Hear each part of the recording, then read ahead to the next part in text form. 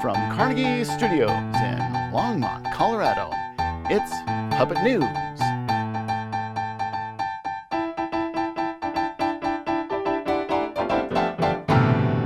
Good evening. I'm Herman Hansen, and I am so sure. And I'm Aranda Leheyer.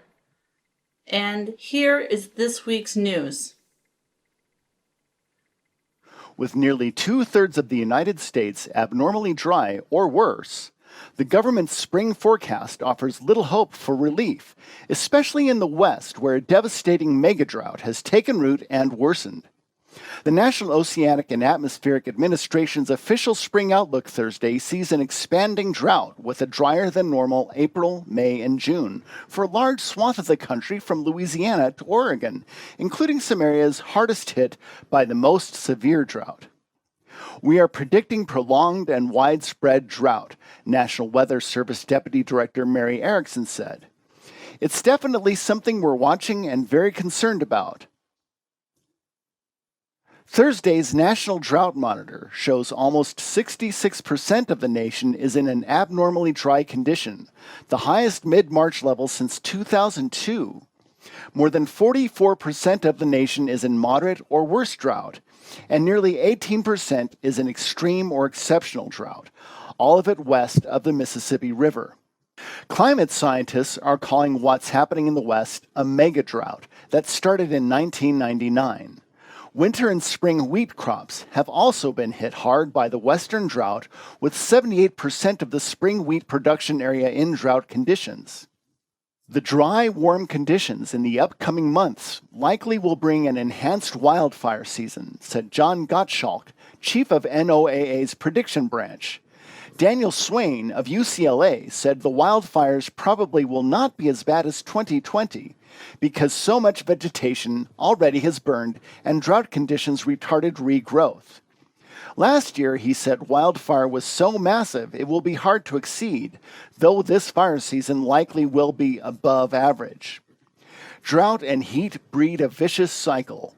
When it's this dry, less of the sun's energy goes to evaporating soil moisture because it's not as wet, Swain said. That leaves more of the energy to heat up the air, and the heat makes the drought worse by boosting evaporation. 11 people have died this year from avalanches in Colorado. Historic snowfalls last weekend prompted the Colorado Avalanche Information Center to issue an avalanche warning across the Front Range. The number of deaths is only one away from a record set in 1993, and experts believe the count of deaths this year is higher due to more seeking the backcountry to ski rather than resorts. I think it's a little bit of the uncertainty of the ski resorts. People are worried if they're going to be open or not is one, and two, you need to have reservations, and three, people's comfort levels of being around other people, said Matt Burdett, co-owner of Longmont Ski Shop Angles Sports Exchange. So going into the backcountry, there aren't any reservations, and there are no times they're open or closed, and there's probably not many people around you. So there's a lot of reasons people are choosing to go to the backcountry route. Dustin Dyer, co-owner and director of Kent Mountain Adventure Center, another organization focused on avalanche safety, said, "What I think it is the influx of new people flooding the places experienced people used to ski, which is pushing them into new zones they don't know as well." A Facebook page appearing to belong to a Georgia Sheriff's Office spokesperson who was helping to investigate the recent massage parlor slings promoted a t-shirt with racist language about China and the coronavirus last year. The Facebook account belonging to a Jay Baker features numerous photos of Cherokee County Sheriff's Captain Jay Baker going back months, including one in which he is in uniform outside the sheriff's office. The account was deleted Wednesday night. Baker also came under criticism for saying Wednesday that the 21-year-old man accused of carrying out the massacres had had a bad day. Asian American activists said Baker's comments and the Facebook post undermine public confidence that investigators are adequately addressing Tuesday's atrocity. 6 of the 8 victims of Tuesday's attacks were of Asian descent, including 2 of the 4 victims who were killed in Cherokee County.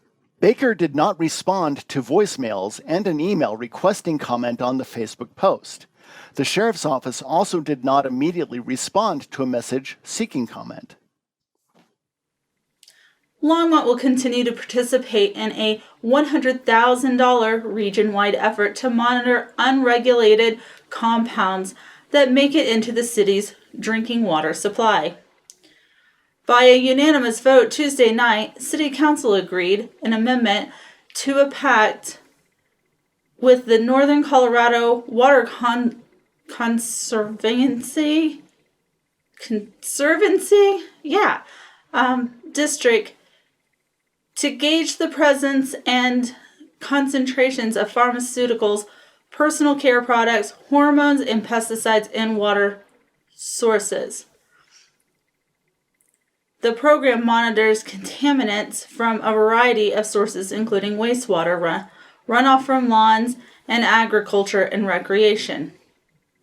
Monitoring is conducted biennially at more than 20 sampling locations to assess impacts of trends and changes in water quality.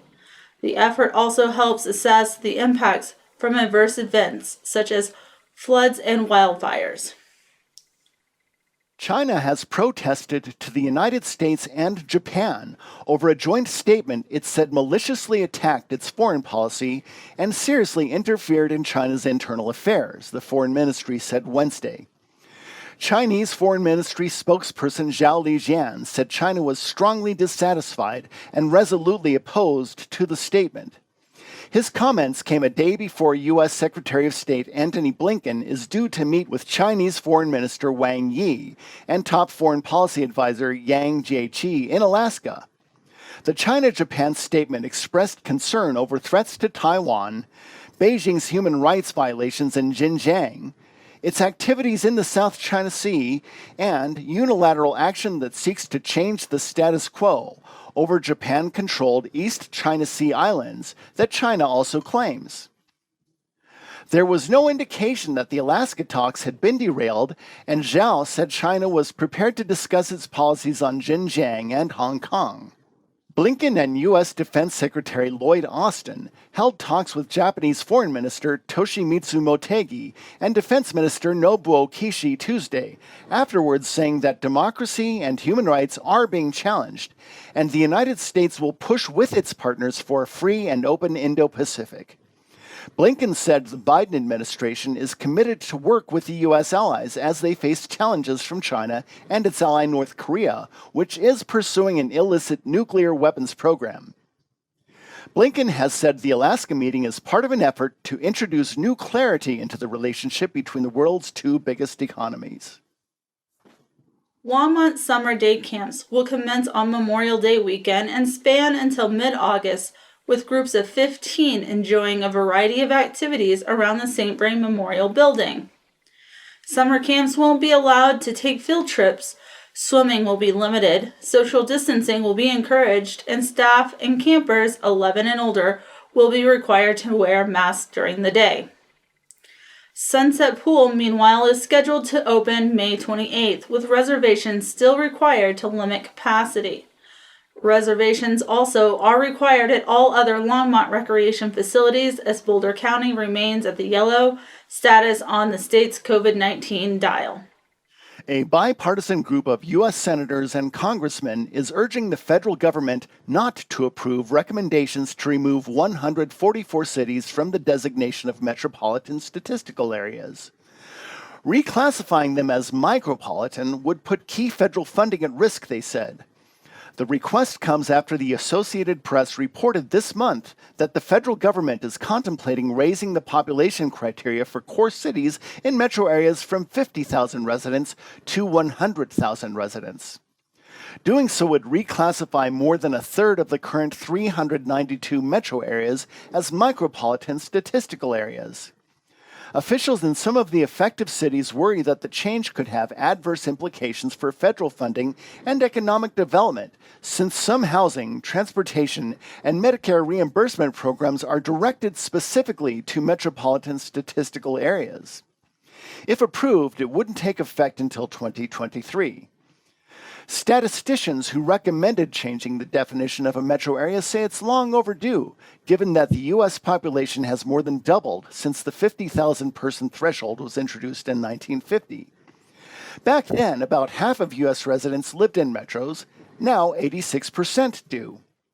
Scores of city leaders and rural researchers have also written, urging the Office of Management and Budget to reject the proposal. The city manager of Mankato, Minnesota, estimated that her community would lose directly $400,000 in funding that goes toward homeless shelters, affordable housing, and medical care to the uninsured. This federal funding also leverages other low-income housing projects, said Susan Arntz. Another concern for many metros areas at risk of being reclassified is that they will have less name recognition outside their region, George Hammond, a University of Arizona economist, said Tuesday during an online seminar about the topic sponsored by the National Association for Business Economics and the Association for University Business and Economic Research. U.S.-Russia ties nosedived on Thursday after Russian leader Vladimir Putin shot back at President Joe Biden's description of him as a killer. The back and forth underscored Biden's desire to distance himself from former President Donald Trump's perceived softness on Putin, despite actions his administration took against Russia. Although Biden agreed to extend a major arms control deal with Russia, he has been notably cool toward Moscow and highly critical of many of its activities. In taking a tough stance on Russia, Biden has said the days of the U.S. rolling over to Putin are done, and he has taken pains to contrast his style with the approach of Trump, who avoided direct confrontation and frequently spoke about Putin with approval. In an interview broadcast Wednesday, Biden replied, "I do," when asked if he thought Putin was a killer. Also Wednesday, U.S. intelligence released a report finding that Putin authorized influence operations to help Trump's re-election bid. Later that day, Putin recalled his ambassador to the U.S., and on Thursday, he pointed at the U.S. history of slavery and slaughtering Native Americans and the atomic bombing of Japan in World War II. Responding to that, the White House said Biden would continue to look to work with Putin on areas of mutual concern, but stressed that he was not going to hold back when he has concerns about Putin's actions. Putin had been asked about Biden's comment during a video call marking the anniversary of Russia's 2014 annexation of Crimea, and he responded along the lines of, "It takes one to know one," saying his counterpart's words reflected the United States' own problems. At the same time, he offered to have a phone call with Biden to discuss issues of mutual interest. And that's all we have time for. For Puppet News, I'm Hanson Schmanson. And I'm Aranda Leheyer. Good night.